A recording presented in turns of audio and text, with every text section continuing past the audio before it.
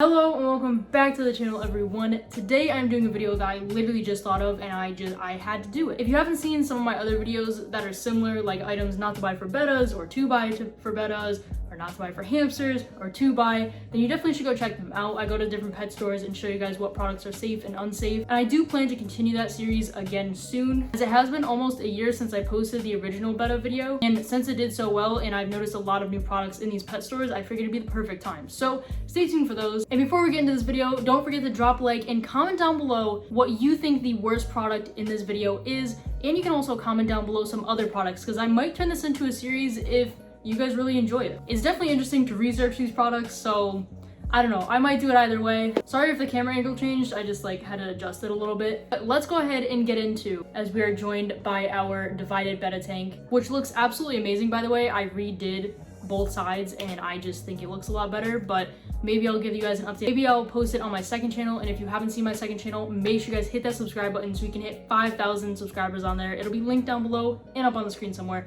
But without further ado, let's get into the top 5 failed PETCO pet products, because there's a lot and these are just 5 of them. So let's get into it. Now, this first product, I remember PETCO having like a long time ago, and I don't think it's been in stores for a few years now, but correct me if I'm wrong, I haven't really been over in this section. The Tarantula Hut. Now, there are a few videos on YouTube of people buying these Tarantula Huts, and I have never owned a tarantula, if you guys didn't know. I semi have a fear of spiders. I mean, I'm not a fan of them, and I don't think I would ever own a spider. So I think that constitutes me as basically having a fear of spiders.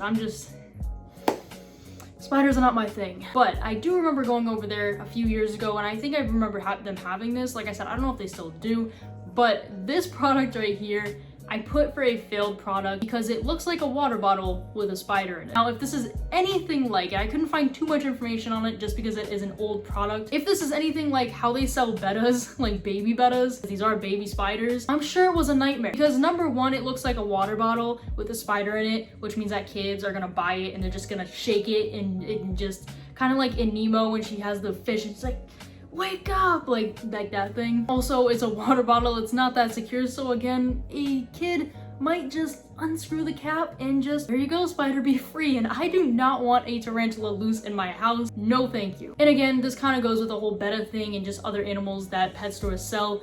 It kind of gives this illusion that these animals are cheap and inexpensive, they don't require much, which is pretty much true for tarantulas in comparison to other animals and other pets, but they shouldn't be kept really like this. And I don't know, something about it just doesn't sit right with me. And as I was saying, if they're sold anything like baby bettas, that means that they're probably very incorrectly labeled as to what species they are, even if they even are labeled, I don't even know. But I do believe these were removed from shelves, which is a good thing. And although I hate spiders, RIP to all the spiders we lost due to this product. Moving on to product number 2. Of course, I had to put one betta product in here. I had to do it for you guys. We have the Lotus Tank. Now, obviously there are a ton of betta tanks that are just absolutely not good for your betta. If you don't know anything about betta fish, definitely do your research, look up some videos on my channel. I have plenty. Bettas do not belong in bowls. They don't belong in this. I mean, just literally everything wrong with this is it itself. There's no filter, it's a bowl, it's tiny. I mean, they advertise it for a betta fish, so obviously that's what people are gonna put in it, although nothing belongs in there. People are gonna put bettas, and that's just not what it's meant for. It's not meant for anything to live in. It's good for like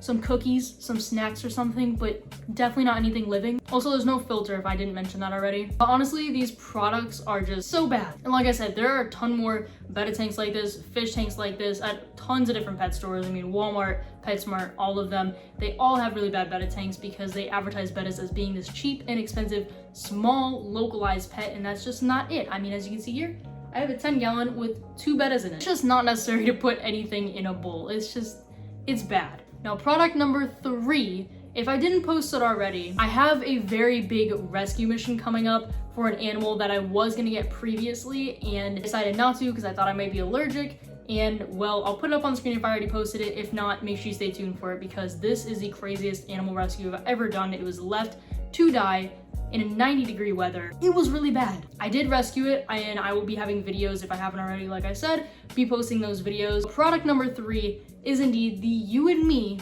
which again is a PETCO brand. I've tried to keep all PETCO brands here. You and Me starter kit for hamsters.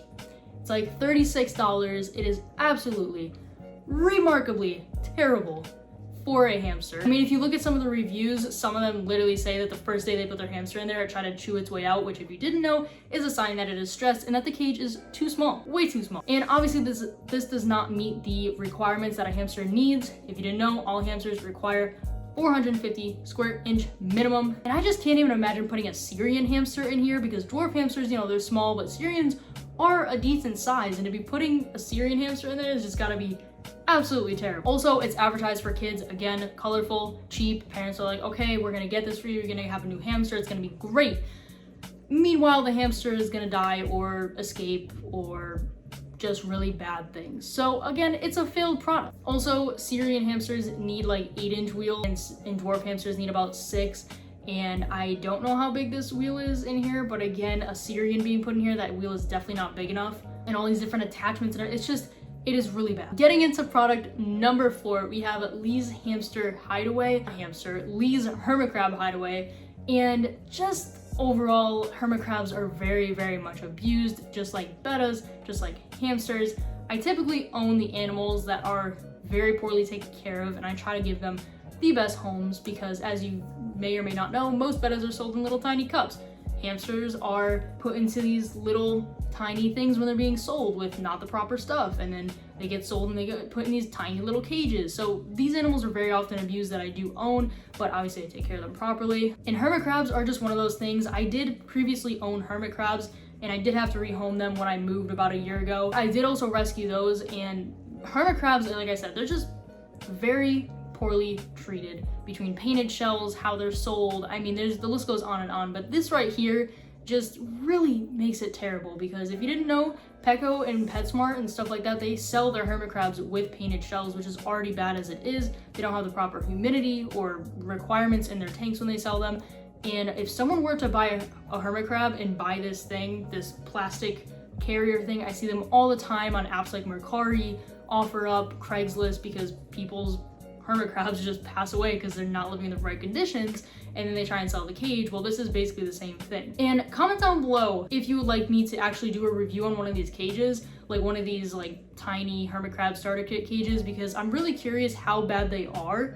I mean, I know they're really bad, like period, point blank terrible, but I wonder what really comes in them, the durability of the stuff. Like, I'm just genuinely curious. I know there's one on like Walmart for about $10. I think I might do a video on that if you guys want me to. But this right here is essentially the same thing. It's just a plastic container. There's no way it can have the proper depth or the right size bowls, because, you know, hermit crabs do have to fully submerge themselves in the water. They have to have fresh and salt water, and there's no way all of that stuff and more is fitting into that tank. It's just not happening. And now this isn't a PETCO brand, but they do sell it, and they do sell it in stores. So I don't know, it's just, I'm gonna call it a failed PETCO product because they sell it, but I really want to stick to, for this series, their actual branded products, whether they have them now or in the past. And product number 5, I just wanted to finish off this video strong and kind of just touch on something that I haven't really talked about in full, or talked about pretty much too much at all. I don't know, but I just wanted to say that although, you know, animals are animals, they're pets, they're great, in these big chain pet stores, they are sold as product. And I just want to say that these animals that they're selling are the number 5 failed product. I think it's probably indescribably the worst product that these pet places sell, because they don't do it right. I mean, they advertise them as living in these tiny things like tiny betta cups or tiny hamster cages, or for like leopard geckos, bearded dragons. I mean, there's a pet store near me that's a chain pet store, and they have bearded dragons in this little tiny enclosure thing, and it just gives people the complete wrong idea. They don't tell people the correct way to take care of them. They sell products like the ones we talked about in this video for these animals that are supposedly safe, and they advertise them. I mean, when I got my first betta fish, I'm not gonna lie, I had it in a bowl.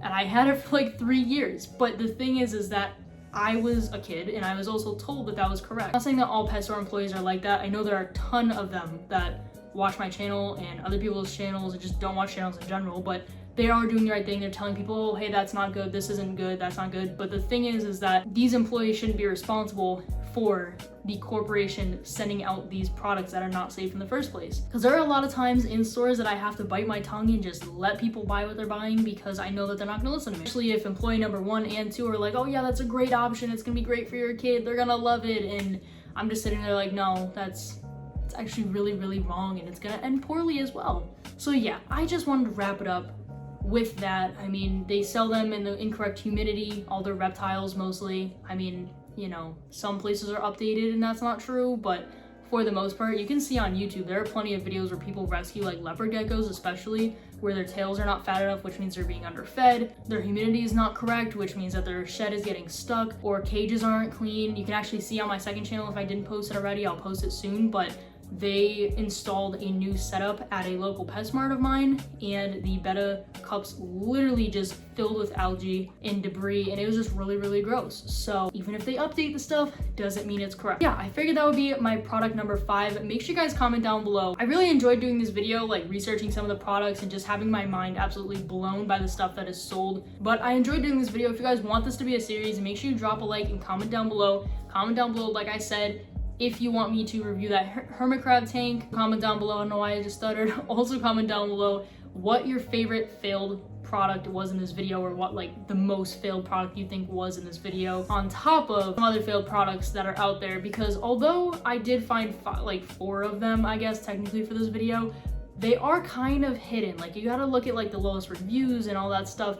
But tell me what products I should do in a part 2 if I do. Other than that, make sure you guys check out my second channel, check out my TikTok, my other videos on this channel, because why not? And my Instagram, although I haven't been active on there lately, I do apologize. That'll be it for this video, guys. So make sure you guys do all that stuff, and I will see you guys very soon with a new video. Bye.